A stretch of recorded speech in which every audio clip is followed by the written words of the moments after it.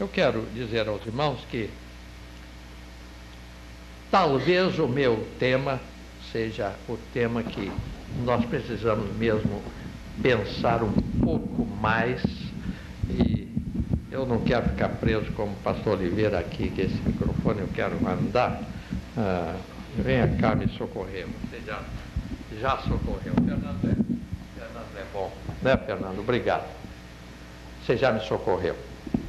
É o tema da igreja. Da igreja. Eu estou convencido que este não é um congresso com 1 milhão de pessoas, mas pode se tornar no congresso de 1 milhão de almas ganhas para Deus. Não é o que está acontecendo aqui, é o que começa a acontecer aqui. Eu gostaria, meus irmãos, que nós pensássemos, aqui temos alguns pastores muito queridos, que fizeram cursos de bacharelato no seminário, e a gente chega no seminário e diz: o que é a igreja? A igreja quer dizer os chamados para fora. Como é? Os chamados para... Mas o que é isso? É que a palavra significa que é um grupo chamado para fora. Lá no seminário eu gostava daquilo, e chegava então nas pregações e falava: agora eu sei grego, eclesia quer dizer igreja, quer dizer os chamados para fora. Chamado para fora de quê? Chamado para fora para quê? Chamado para fora por quê? Por que você é membro da igreja? Por quê? Qual a razão que você é membro da igreja? Para quê? Para quê? É impressionante, meus irmãos, quando nós lemos a palavra de Deus, e eu quero começar por Jesus, porque ele, naquele tempo, quando ouviu a grande confissão de Pedro, Lucas diz que ele estava orando, ele estava se preparando para aquela confissão de Pedro. E ele perguntou: vós quem dizeis que eu sou? E qual foi a resposta? Que beleza, tu és o Cristo, o Filho do Deus vivo. Até a resposta é teológica. Ele não disse: tu és o Jesus da história. Não, tu és o Cristo da eternidade, o Cristo da profecia. É muito maravilhoso que a resposta inclui a eternidade, o aionios de Deus. E Jesus responde: bem-aventurado és tu, Simão, filho de Jonas, porque tu não revelaste a carne nem o sangue, mas meu Pai que está nos céus. A igreja começou assim: tu és Cristo, Filho do Deus vivo, eu edificarei a minha igreja e as portas do inferno não prevalecerão contra ela. Jesus está dizendo aí que, primeiro, a igreja é minha. Segundo, quem organiza a igreja sou eu. Terceiro, a igreja é um edifício, é algo que está crescendo, que vai se desenvolver. Quarto, a igreja terá inimigos fortes, e eu sei que ela terá inimigos fortes, mas os inimigos fortes não vão prevalecer contra ela. Garantia. No capítulo 18 de Mateus, Jesus disse assim: se o teu irmão pecar, algumas versões diz contra ti, e eu não tenho nada contra elas, porque as duas coisas estão realmente no texto. Se o teu irmão pecar, vai, repreende-o entre ti e ele só. Se ele consertar, ganhaste o teu irmão. Mas suponhamos que ele não conserte com a sua palavra. Então volte a ele com um grupo de 2 ou 3 pessoas uma comissãozinha, para ver se ajuda o moço a acordar, a enxergar. E se ele não ouvir a comissão, diz-o à igreja.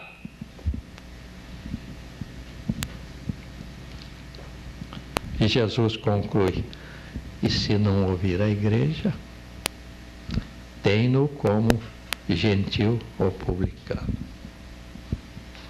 Você estava fora do seu lugar. Mas Jesus não disse só isso. No capítulo 11 de Marcos, houve lá uma controvérsia, um problema. Jesus estava um pouco decepcionado com aqueles chamados crentes do tempo e ortodoxos, e houve um protesto, e ele então, no meio do protesto, ele diz: a minha casa será chamada casa de oração para todos os povos. De novo, a casa é minha, a igreja é minha. Segundo, a igreja é casa de oração. Terceiro, a igreja é para todos os povos. O que é a igreja na sua mente? Nós temos uma longa caminhada. O que é a igreja na mente de 95% dos membros de nossas congregações? O que é a igreja?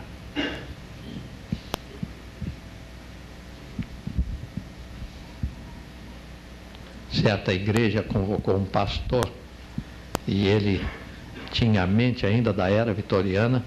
Ele não admitia que uma senhora usasse um brinquinho ou se arranjasse um pouco.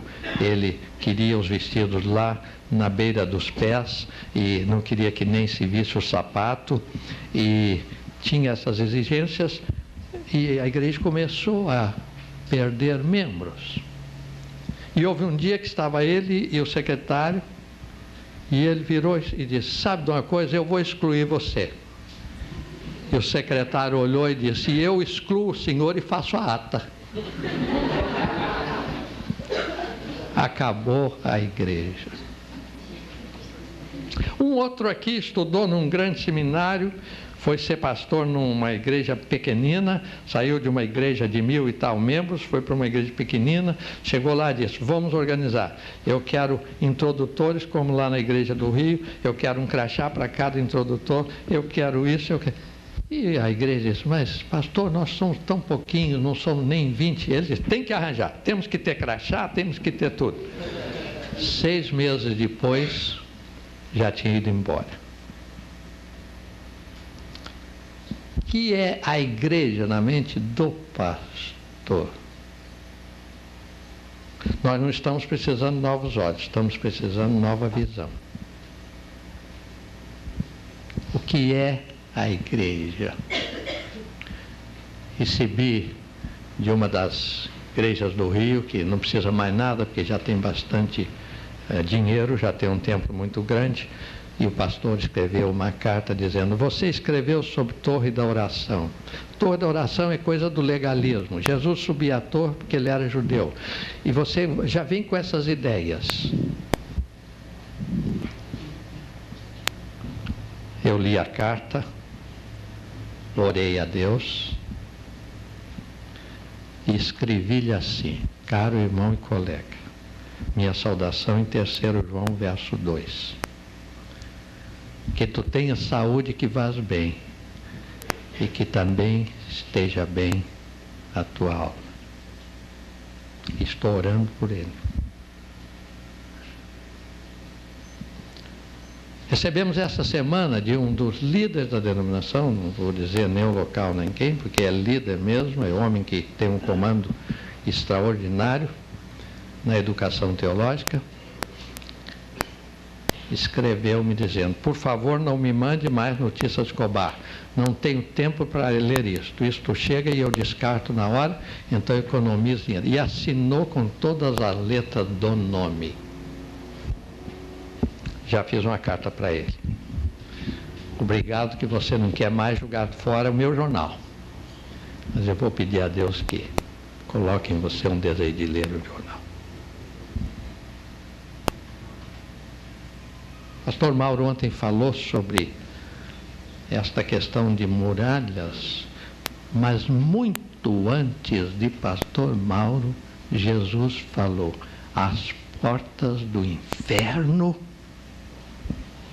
não prevalecerão contra ela. Quer dizer, a ideia é essa aqui: vai haver uma luta contínua e constante, as portas do inferno contra a igreja de Deus. Então, vai haver uma luta contínua e uma luta constante. Mas o adversário não vai vencer. Que grande garantia nós temos. Mas o que é a igreja? Por que é que eu adotei esse tema sobre... Eu nem estou me lembrando o meu tema, tenho que ler aqui no jornal para ver. É sobre igrejas avivadas para reavivarem o mundo. Igrejas acordadas para... Porque, pastores e amigos irmãos, há muitas igrejas nos braços de Morfeu. E Morfeu era, na mitologia, era o deus do sono e o deus dos sonhos. Dormindo. Morfeu, o dorminhoco. Há muitas igrejas nos braços de Morfeu. Não tem plano nem programa. Não tem contribuição nem atribuição. Não tem disciplina nem evangelismo. Igrejas dormindo nos braços de Morfeu. Visitei uma igreja onde estive várias vezes durante o meu tempo mais jovem e disse ao pastor: o culto vai ser na nave ou vai ser no salão de baixo? Ele disse: no salão de baixo. Eu digo: não, vamos fazer na nave. Mas não, quarta-feira não vem ninguém, nem com o seu nome, não vem nem 50 pessoas, não adianta. Eu digo: mas você está esquecendo que eu pus na Escola Bíblica do Ar diariamente. Também se insiste, então vamos falar. Quando entramos e a nave estava quase cheia, ele olhou para mim e disse: é. E quando ele viu 11 pessoas aceitando Jesus, ele disse: não pensei. Fui pregar numa igreja aqui, pertinho de nós, completando 60 anos de organizado. 60 anos é muito ano, gente. 60 anos, eu acho que só eu tenho mais de 60 anos aqui, o resto todo mundo é menino. 60 anos, cheguei. Está marcado para 7h30, não chegou ninguém 7h30. A senhora da Sociedade Feminina chegou e disse: o pastor não chegou, como é que eu faço? Eu digo: logo que a senhora puder, comece. Ela disse: eu vou esperar mais uns 15 minutos, porque hora é 7h30, ele não chegou ainda. Então, eu disse: então a senhora espere. E aquela senhora, viu, pastor Oliveira, não há os valentes, há as valentes também. Aquela é valente, valentona, sabe? Ela levantou e disse: vamos começar, o nosso pastor não chegou, mas Deus já chegou, o pastor Davi já chegou. Meus irmãos, no final, com a frente cheia, eu falei sobre o Espírito Santo, o poder do Espírito Santo na vida cristã e na evangelização. Com a frente cheia, levantou-se um senhor engravatado, com um terno mais bonito que o meu, e disse: é a primeira vez que eu entro numa igreja, nesta igreja, e eu moro aqui desde a minha vida de solteiro. E hoje eu quero aceitar. Terminou o culto, o pastor, que tinha chegado bem mais tarde, ele me disse: você não sabe o que aconteceu. Eu esqueci dos 60 anos. E como eu estou fazendo uma casinha, eu fiquei dando uma caiação, dando uma coisa, e de repente a minha mulher disse: você não vai à igreja? Ele falou: e não é que hoje é 60 anos? Graças a Deus, esse pastor me disse agora na convenção em Niterói: desde a sua ida lá já batizei 16 e creio que tem uma nova igreja.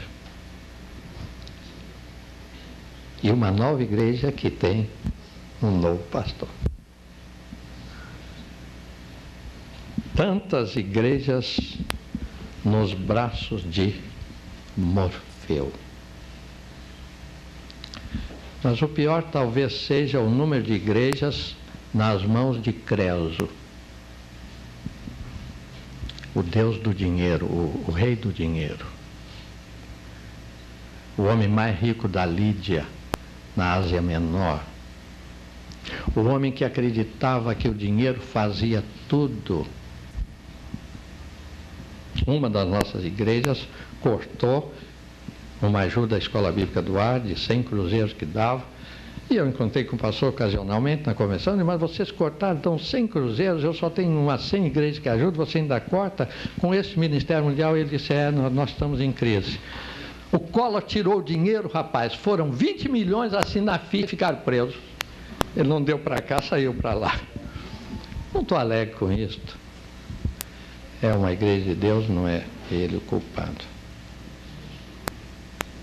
Quando eu leio que uma igreja nos Estados Unidos está dando $300 mil anuais de sustento ao pastor, quase que o pastor ganha por hora, é o maior salário que eu já ganhei em um mês. $300 mil.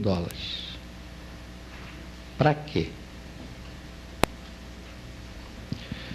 Não é só lá não, aqui também. Verdadeiros cresos se estabeleceram, tem o carro do ano, tem dirigente de música, tem ministro de música, tem ministro de educação religiosa, tem ministro disso, tem ministro daquilo. Estão nos braços de Creso. Mas o que aconteceu com Creso? O pastor Oliveira podia contar melhor do que eu. O Ciro não gostou do negócio do Creso ficar afrontando o mundo, que era mais rico. E o Ciro era o rei da Pérsia, era um dos líderes. Então o Ciro disse, vamos acabar com esse negócio de riqueza de Creso. E quando o Creso ia ser posto na pira para ser queimado, alguém lembrou que o Plínio tinha ensinado que a riqueza não fazia o homem, e que um homem que perdeu a riqueza podia ficar com a vida porque teria aprendido a lição. E o Ciro então disse, não vamos queimar o homem não, vamos só ficar com o dinheiro.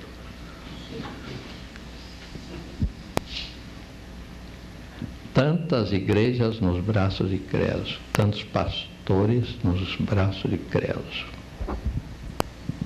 Uma grande igreja nossa convidou um obreiro e ele respondeu, eu estou inclinado a ir. Os diáconos chamaram e disseram, nós vamos dobrar o seu salário. Ele disse, a vontade de Deus já se revelou.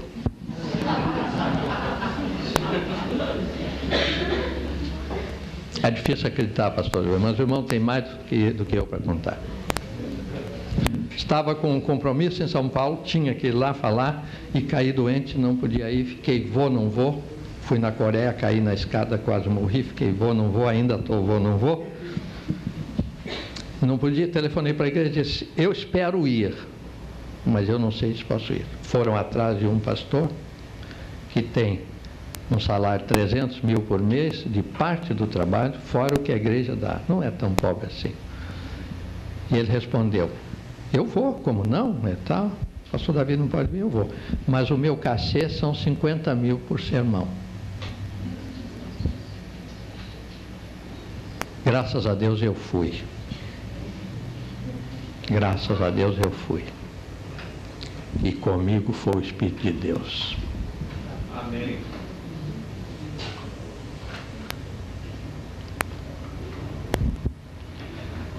O perigo dos braços de Creso. Mas, irmãos, eu creio que há coisa pior ainda. Há igrejas que até alguns dos seus líderes estão nos braços de Dalila. E como eu agradeci a Deus que o pastor Oliveira de Araújo abordou esse problema. Nos braços de Dalila, nos braços da licenciosidade, nos braços da imoralidade. tivemos aqui um líder de fama mundial, com programas de televisão de 1 hora, que sempre falava que os batistas eram isto e aquilo, e que tinha uma prostituta na Lusiânia e irradiava as mensagens na sua cidade. Não é lá, é laica aqui, infelizmente, e lá. Perigo dos braços de Dalila. Eu tenho uma equipe mais ou menos boa, não é perfeita, porque perfeito só Jesus, e eles, quando me seguem, ficam imperfeitos. Mas havia um dos nossos funcionários muito capaz, muito inteligente, muito idealizador. Mas um dia eu cheguei e eu vi com uma dessas chamadas revistas masculinas, em cima da mesa. Eu entrei, vi, depois voltei a dizer, eu estranhei aquela revista. O irmão é obreiro, o irmão foi ordenado pastor. Isto não é assunto de escola bíblica do ar. Eu tenho que saber o que o mundo está pensando para eu poder pregar certo. Eu digo, mas essa revista não precisa saber o que está dentro, é só ver a capa, já sabe o que o mundo está pensando. E ele disse, mas eu não vou parar de comprar, que eu estou colecionando. Eu digo, mas você tem 2 meninas que daqui a pouco serão mocinhas em casa. Ele disse, elas nunca vão ver, vou trancar na gaveta. E você precisa ter na gaveta alguma coisa que seus filhos não podem ver? Meus irmãos, o que eu já ouvi que falaram de mim pela boca desse irmão, eu não posso mais contar.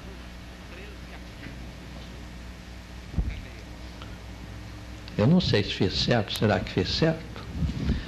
Os braços de Dalila. Pastor Oliveira mencionou Sansão, você vive roubando meus sermões. Eu vou pregar, viu, Oliveira? Eu vou pregar domingo sobre, logo depois que rapar a cabeça do Sansão, tem um versinho lá e diz, mas o seu cabelo voltou a crescer. Eu vou pregar nesse verso. É 16, eu não venho falar sobre a Dalila aqui.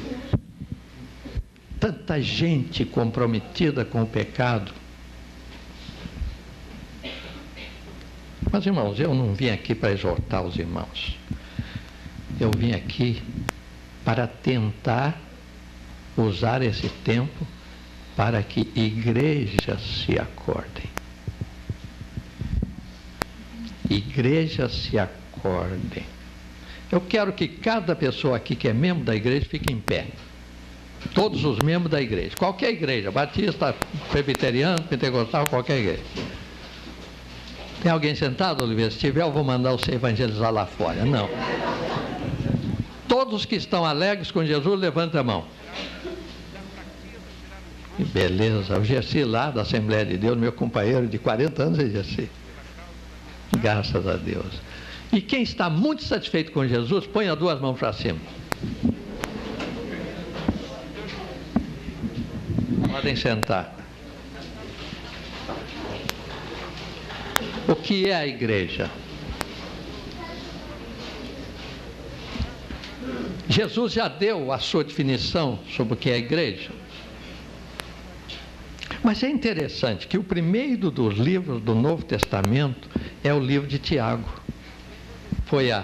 Se pudesse colocar o Novo Testamento começando assim certo, começaria com Tiago. É o único que fala em sinagoga, ainda tinha culto em sinagoga quando ele escreveu. Mas ele tem uma passagem lá no capítulo 5, é uma coisa formidável.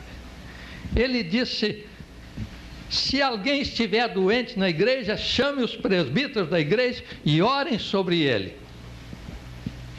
ungindo com azeite. Hoje, há uma perseguição ao cristianismo bíblico, porque estão aí, algumas seitas, estão trazendo azeite de Jerusalém para untar as pessoas. Eu digo sempre, se o Tiago vivesse hoje, ele mandava passar Vic Vaporub. Não é o óleo, não é o óleo, não é o óleo. É a oração da fé. Digam comigo. É a oração da fé, não é o azeite. E vou dizer para os irmãos, o azeite ajuda. Eu não sou contra azeite. Eu sou contra idolatrar-se o óleo como óleo. O que foi que Paulo pensou sobre a igreja? É tanta coisa. Coluna e baluarte da verdade. Que coisa linda. Falando a Timóteo, a igreja do Deus vivo. Digam comigo. Coluna e baluarte da verdade. De novo, a igreja do Deus vivo, colônia e brasilar. Coluna e baluarte. É o que Paulo pensava da igreja. Pastor Heraldo, eu devia ter 3 horas, que eu tinha sermão para 3 horas, mas eu prometo terminar daqui a pouco. Paulo diz em 5 de Efésios, Cristo amou a igreja e a si mesmo se entregou por ela. E ele dá aí as marcas da igreja. Mas Paulo também, na sua carta aos Efésios, do capítulo 3, verso 11, ele diz que Deus fez a igreja, irmãos, isto é tão bonito que eu acho que nós temos que fazer como o nosso diácono Gonçalves fez, mandar a gente ler a palavra de Deus. Vamos dar uma olhadinha aqui em 3 de Efésios e vamos ficar de pé e vamos ler juntos. Nós podemos ler juntos, e como temos versões um tanto diferentes, eu vou ler na minha, depois os irmãos todos lerão, seguindo a voz do pastor Heraldo. Para que, pela igreja, a multiforme sabedoria de Deus se torne conhecida agora dos principados e potestades nos lugares celestiais. Podem ler 3, 10. 10, é a mesma que eu li. Para que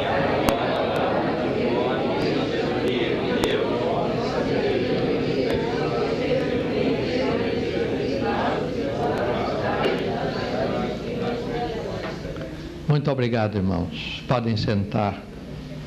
Para que agora a multiforme sabedoria de Deus se torne conhecida através da igreja.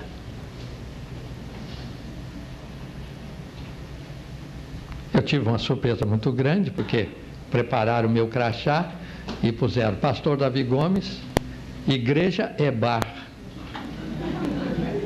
Eu já fundei quase 100 igrejas, mas essa EBAR, existe uma igreja lá na Amazônia, que um camarada, um pastor me escreveu, que chama Igreja Evangélica Escola Bíblica do Ar. Eu acho que eu sou membro lá, naquela igreja.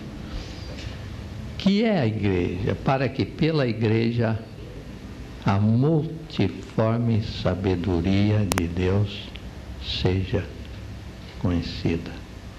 Mas ele diz aqui, dos principados e das potestades. Ainda tem mais uma conceituação de igreja antes de entrar no que eu considero uma parte decisiva. Que é a igreja?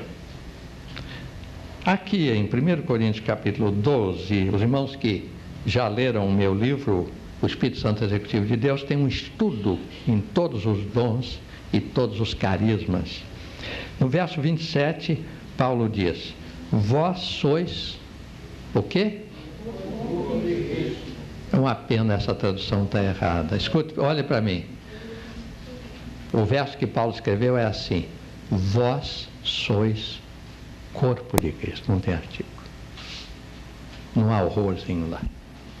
Vós sois corpo de Cristo. Que é a igreja.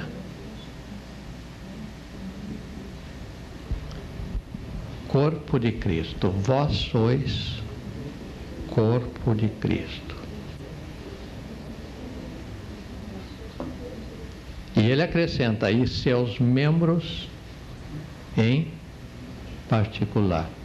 Ninguém pode ser cabeça, porque a cabeça é ele, Jesus, está em Efésios 3. Mas nenhum de nós tem habilidades iguais. E é por isso que neste meu livro, Espírito Santo Executivo de Deus, eu discuto os dons do Espírito, os carismas do Espírito. Eu alisto 20 lá, seguindo um escritor alemão. Não quero forçar a minha ideia, se alguém quiser ficar nos 9 tradicionais, fique, mas eu deixo bem claro lá estes 20 carismas do Espírito. O dom da sabedoria, e o termo é Sofia. O termo do conhecimento, e o termo é Gnosis. O dom da fé. E vai por aí. E então, eu poderia aqui, se tivesse um retro, mostrar aos irmãos, o fruto do Espírito é amor, gozo, longanimidade, benignidade, bondade, fé, mansidão, domínio próprio.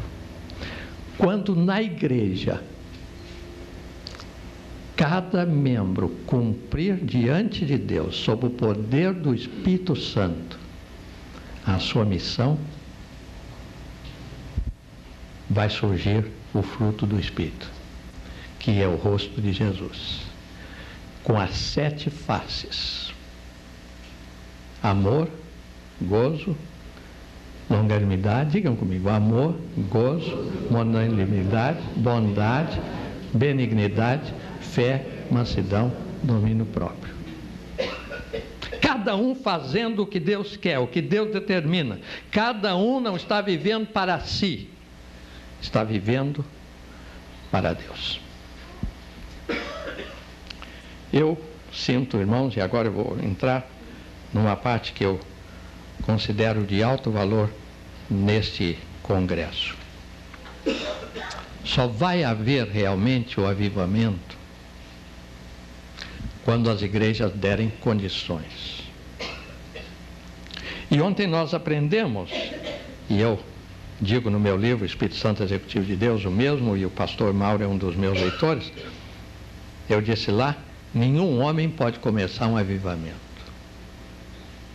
Um avivamento que é Deus, na pessoa do Espírito Santo. Mas agora, eu pergunto, por que nós estamos com essas instalações tão precárias? Por quê? Será que não há alguém que tenha dinheiro na denominação para nós fazermos aquele conjunto de chalés que está planejado? Não é da minha conta. Recebi uma carta de Junqueirópolis essa semana, um pastor da igreja lá. Ele disse: nós não perdemos os seus programas pela Rádio Transmundial e nem pela HCJB. É uma pena que não podemos ouvir os programas da televisão. A televisão está presa ao Rio, só Rio. E me aumentaram 500%. Porque querem que a gente saia de lá. Por que eu não posso ter um programa em nível nacional? Por quê? Eu digo aos irmãos, tudo que eu tenho eu dou. Por quê? Irmãos, estava em Campinas semana passada, uma senhora chegou para mim e falou de um político que ganhou o voto dela e ficou muito rico e comprou uma emissora e tal. E ela disse assim, com aquele rostinho quase inocente: pois é, pastor, ele disse que ia pôr um programa para a gente. E ele já ficou lá o primeiro mandato e foi o segundo mandato. E agora na emissora dele ele fala, mas ele não falou mais no programa para nós. E ela, naquela santa expressão que para mim é a coisa maior da vida, ela diz: mas eu espero em Deus que ele ainda fale. Em outras palavras, eu continuo esperando. Um dos pastores que foi missionário da IBMS no Brasil me disse em Londres agora, numa viagem que fiz, estive com ele lá, ele disse: eu dei 24 anos ao Brasil. 24 anos vendo um povo que espera sem receber. E então chegou o tempo quando se formou uma assembleia com quase 40 deputados evangélicos. E eu comecei a pensar, agora vai resolver. O que os 40 conseguiram foi que as sessões do Congresso sejam iniciadas em nome de Deus. Mais nada. Deixaram passar uma Constituição sem censura, esta imoralidade descarada, esta exploração. Este chamado maior humorista do Brasil disse outro dia numa entrevista: eu contrato homossexuais porque é o que o povo quer. A Constituição deixa, e o ministro da Justiça, um deles me disse no gabinete: pastor, com esta Constituição ninguém pode fazer censura. Quase 40 lá. Então aquele irmão, um grande amigo meu, disse assim: e agora, pastor, aconteceu o pior. Minha filha está preparando a tese de doutorado em Oxford e ela escolheu a contribuição dos evangélicos na vida social brasileira. Ela passou algum tempo no Brasil e voltou com o seguinte relatório: papai, eu não achei contribuição nenhuma. Mas quando nós lemos a Bíblia, Elias ia para o palácio de Acabe. Quando nós lemos a Bíblia, Eliseu foi acusado de que ele já sabia, ele dizia ao povo com antecedência o que o rei estava pensando. E o Eliseu, numa certa ocasião, teve alguém que estava pedindo emprego, ele disse: eu vou falar com o rei vai dar. Isaías disse: no ano da morte do rei Uzias. Ele tinha convivência com estes fatos e com estas coisas, e nós estamos aí dispersos. É o presbiteriano de um lado, o metodista do outro, o Assembleia de Deus do outro, o pentecostal do outro, o congregacional do outro, o evangélico quadrangular do outro. Todos com grandes princípios. Eu não estou falando em seitas, estou falando em denominações tradicionais. Mas cada um na sua ilha. A revista do Instituto Moody, que eu assino já há vários anos, eu assino pelo menos 6 revistas internacionais para manter o equilíbrio. A revista agora de janeiro, do Moody Bible, tem um tópico que a rede do que eles chamam fast foods, um tipo McDonald's, King Burger, Mary Lois, a rede do King Burger voltou atrás nos comerciais que estava patrocinando na televisão americana e nos programas, voltou atrás, porque a família evangélica protestou e as lojas do King Burger ficaram vazias. Voltou, está no Moody Bible, os irmãos querendo eu ia trazer, mas não trouxe. A mesma revista de janeiro diz que o maior assessor do presidente George Bush é líder na Assembleia de Deus presbítero. E ele, este líder, fez o presidente Bush saber que a família evangélica não estava contente quando ele inaugurou uma sala de arte com nudismo e que a família evangélica não considerava que aquele tipo de nudismo fosse arte. E protestou pelo fato do presidente George Bush ter recebido homossexuais em audiência coletiva. E a revista, é uma página inteira, a revista disse: e então o chefe do gabinete da Assembleia de Deus foi mandado embora. Mas o presidente Bush sentiu alguma coisa que estava mexendo embaixo dos pés dele, então ele chamou uma Southern Baptist, uma senhora da Convenção Batista do Sul, para tomar o lugar. Por que é que 30 milhões de evangélicos no Brasil não conseguimos nada? Porque cada um estamos no nosso quintal.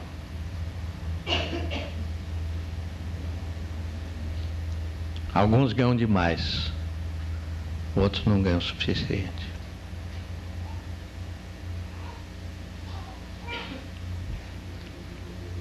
Por quê? É esta ideia do pool que os irmãos vão receber à saída, que eu quero que seja orado.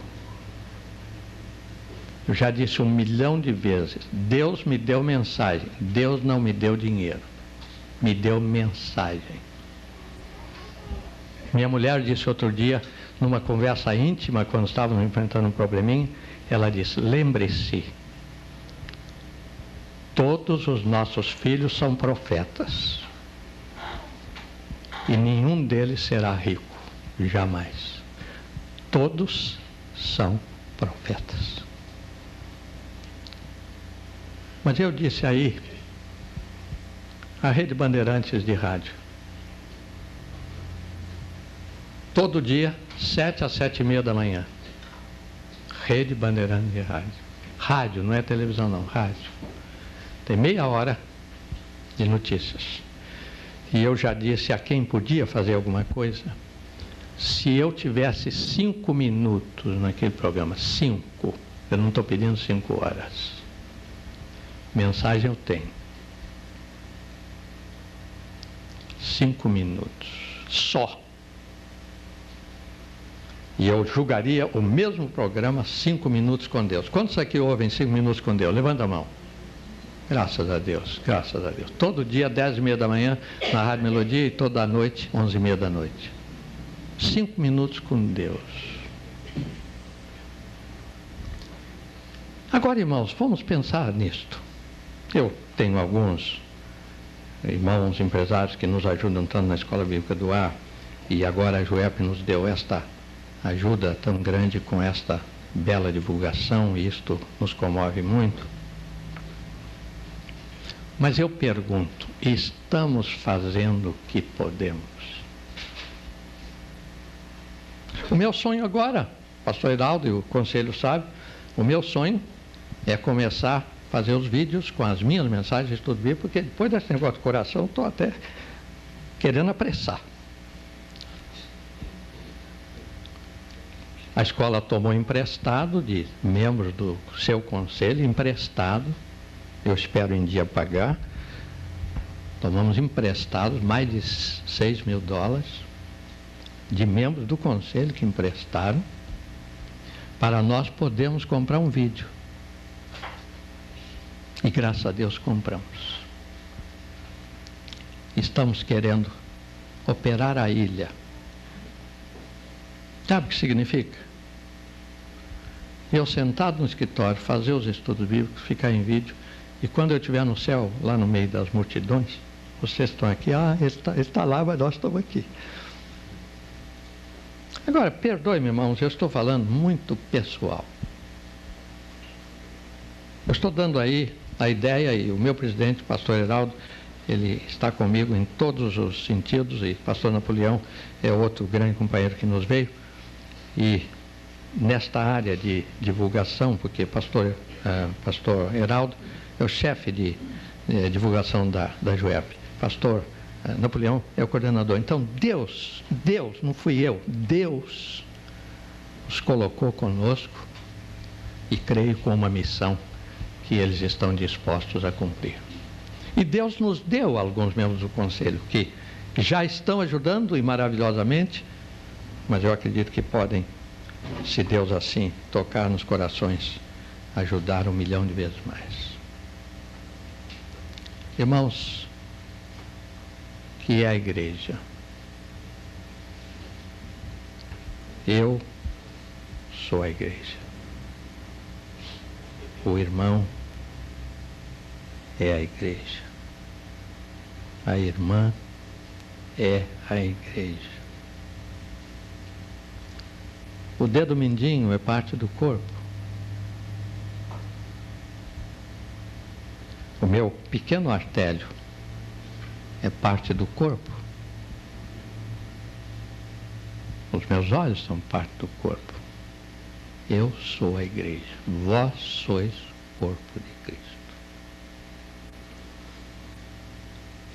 O que eu estou fazendo no sentido prático?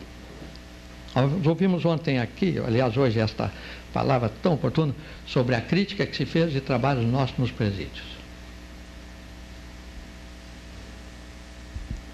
Esse jornal deveria receber 1 milhão de cartas protestando contra essa reportagem que eu não li. Como? Por que nós não podemos já nesse congresso, termos um grupo de trabalho para estudar este assunto e então vamos ter aquela grande campanha de evangelização o ano que vem. Quem sabe vai surgir algum tipo. Os missionários americanos, o Joe lembra, por exemplo, que apareceu um programa nos Estados Unidos chamado SOAP. Lembra, Joe? SOAP. Era patrocínio de Colgate, Palmolive, dessas empresas. E os batistas da Convenção do Sul se levantaram e disseram: nós não aceitamos esse tipo de programa. Era um tipo de praça é nossa, essa sujeira que está aí, ou desse gorduchão que agora vai fazer mais ainda. O SOP acabou,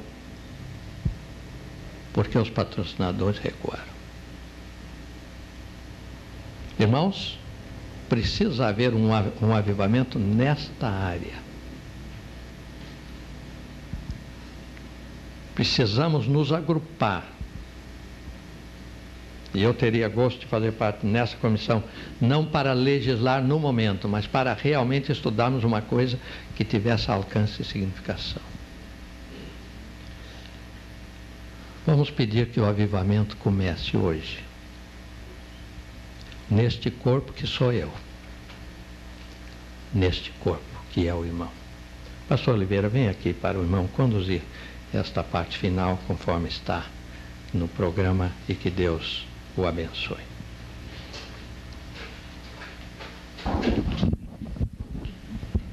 Eu aprendo, meus irmãos, que quando Deus nos fala,